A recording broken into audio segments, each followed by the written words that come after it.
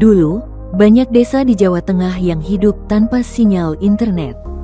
Keterbatasan akses informasi, pendidikan dan peluang membatasi masa depan mereka.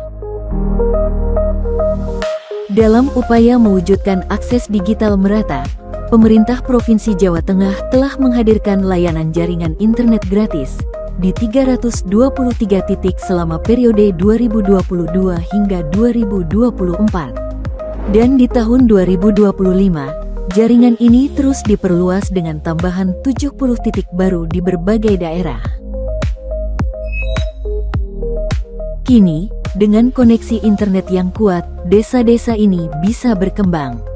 Anak-anak belajar online, petani bisa mengakses pasar global, dan keluarga semakin terhubung tanpa batas.